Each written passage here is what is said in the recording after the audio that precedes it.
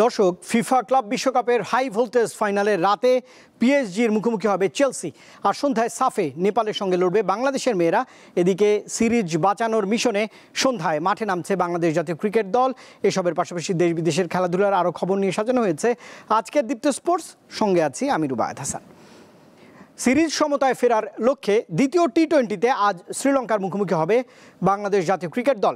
ডাম্বুলায় ম্যাচটি শুরু হবে বাংলাদেশ সময় সন্ধ্যা 7:30টায়। শ্রীলঙ্কার বিপক্ষে প্রথম ম্যাচে বাজেভাবে হারের পর এখন সিরিজে টিকে থাকার মিশনে রয়েছে টাইগাররা। দলের বোলিং ইউনিট অন্য যে কোনো সময়ের চেয়ে এখন ছন্দহীন। নাঈম শেখ, তাওহিদ হৃদয় ও মেহেদী হাসান মিরাজ কেউই ক্রিকেটের সংক্ষিপ্ত এই সংস্করণে নিজেদের পারফরমেন্স মেলে ধরতে পারেননি। উইকেট রক্ষক ব্যাটার হিসেবে দ্বিতীয় ম্যাচে ফিরতে পারেন জাকের আলী অনিক।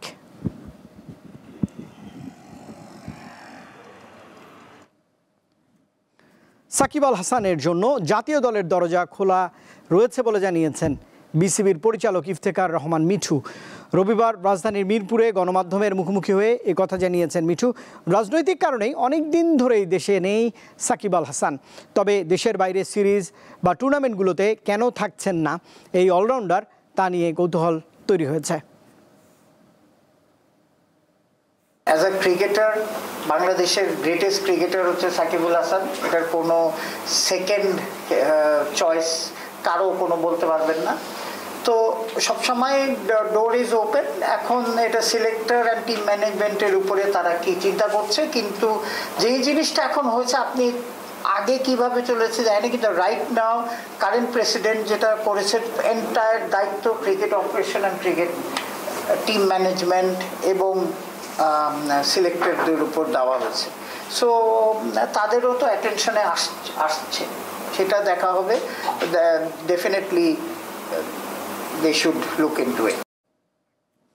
বাংলাদেশ সফর বাতিলের পর এবার আরও একটি গুরুত্বপূর্ণ ইস্যুতে আপত্তি জানিয়েছে ভারতীয় ক্রিকেট বোর্ড বিসিসিআই।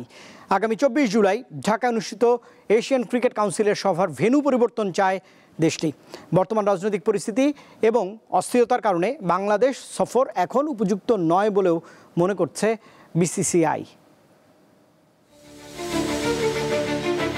আগামী আগস্টে বাংলাদেশ সফরে এসে 3টি ওয়ানডে ও 3টি টি-20 ম্যাচ খেলার কথা ছিল ভারতের, তবে শেষ মুহূর্তে সফর স্থগিত করেছে ভারত। ব্যস্ত সূচির অজুহাত দেখিয়ে সিরিজটি 1 বছরের জন্য পিছিয়ে দিয়েছে তারা।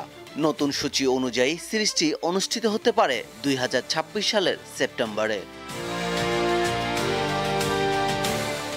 এশিয়ান ক্রিকেট কাউন্সিলের আগামী সভা 24 জুলাই ঢাকায় অনুষ্ঠিত হওয়ার কথা রয়েছে। এই এসিসি সভায় চলতি বছরে এশিয়ান কাপের চূড়ান্ত সূচি ও ভেন্যু নির্ধারণের কথা রয়েছে। প্রস্তাবিত সূচি অনুযায়ী এশিয়া কাপ শুরু হতে পারে 5 সেপ্টেম্বর থেকে। সবচেয়ে আলোচিত ভারত পাকিস্তান ম্যাচটি হতে পারে 7 সেপ্টেম্বর। ঢাকায় অনুষ্ঠিত এসিসির ভেন্যু পরিবর্তনের দাবি জানায় ভারতীয় ক্রিকেট বোর্ড বিসিসিআই।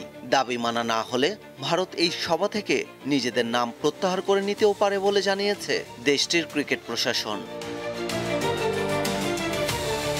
ভারতীয় সংবাদ মাধ্যম ইন্ডিয়া টুডে এক প্রতিবেদনে জানায়, বর্তমান রাজনৈতিক পরিস্থিতি ও অস্থিরতার কারণে বাংলাদেশ সফর এখন উপযুক্ত নয়। আনুষ্ঠানিকভাবে এসিসিকে অনুরোধ করা হয় সবার ভেন্যু পরিবর্তন করার। 2026 সালের ফেব্রুয়ারিতে টি-20 বিশ্বকাপ অনুষ্ঠিত হবে ভারতে। সেই প্রতিযোগিতার প্রস্তুতির অংশ হিসেবেই এবারের এশিয়া কাপ হবে টি-20 ফরম্যাটে। পারভেজ খোকন, দীপ্ত স্পোর্টস। গ্লোবাল সুপার লিগে হোবার্ট হ্যারিকেন্সের বিপক্ষে রাতে মাঠে নামবে বর্তমান চ্যাম্পিয়ন রংপুর রাইডার্স। ওয়েস্ট ইন্ডিজের গায়ানার প্রভিডেন্স স্টেডিয়ামে ম্যাচটি শুরু হবে বাংলাদেশ সময় রাত 8টায়। দুই দলই এটি দ্বিতীয় ম্যাচ তাদের, আর নিজেদের প্রথম ম্যাচে দুই দলই জয় পেয়েছে। 2 পয়েন্ট নিয়ে রংপুর রাইডার্স এখন টেবিলের তৃতীয় স্থানে রয়েছে। সমান পয়েন্ট আর রান রেটে এগিয়ে টেবিলের দ্বিতীয় স্থানে রয়েছে হোবার্ট হ্যারিকেন্স।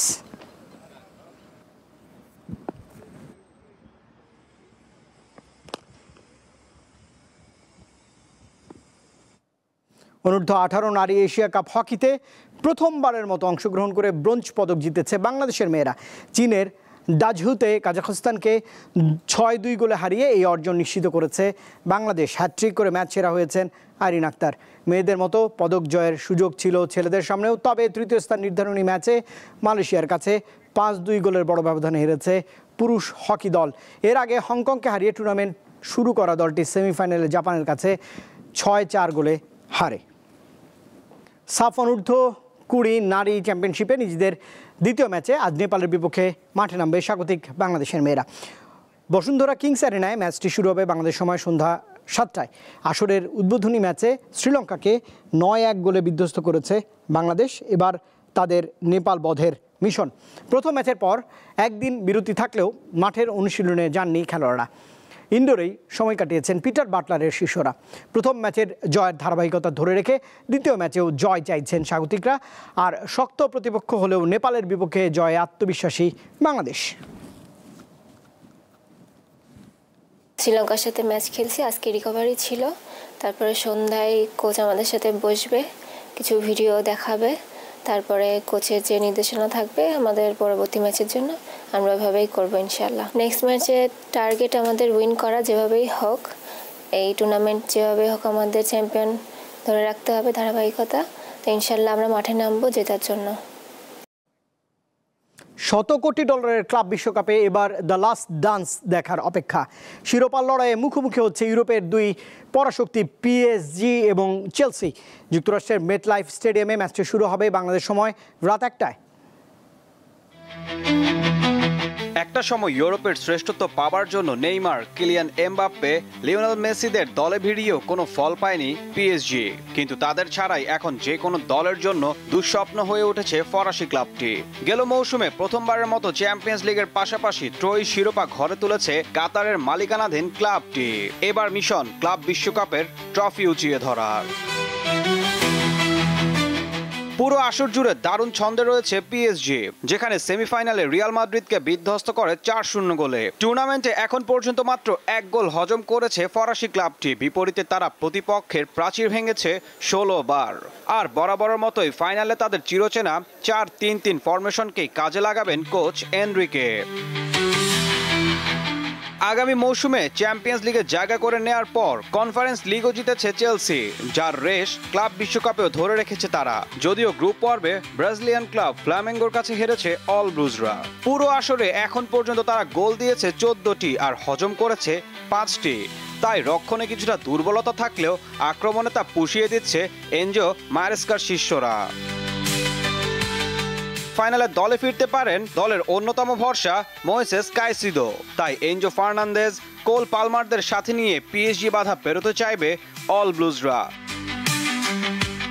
ইউরোপিয়ান প্রতিযোগিতায় এখন পর্যন্ত দুই দল মুখোমুখি হয়েছে মোট 8 বার, যেখানে 3 জয় এগিয়ে পিএসজি, 1টি জিতেছে চেলসি ও বাকি 4টি হয়েছে ড্র। ঈশান হাসান, দীপ্ত স্পোর্টস। আর দর্শক, এই খবরের সঙ্গে শেষ করছে আজকে দীপ্ত স্পোর্টস। দেশ বিদেশের খেলাধুলার নানা রকম খবর পেতে দীপ্ত স্পোর্টসের সঙ্গেই থাকুন আর চোখ রাখুন দীপ্ত টেলিভিশনের ডিজিটাল প্ল্যাটফর্মগুলোতে।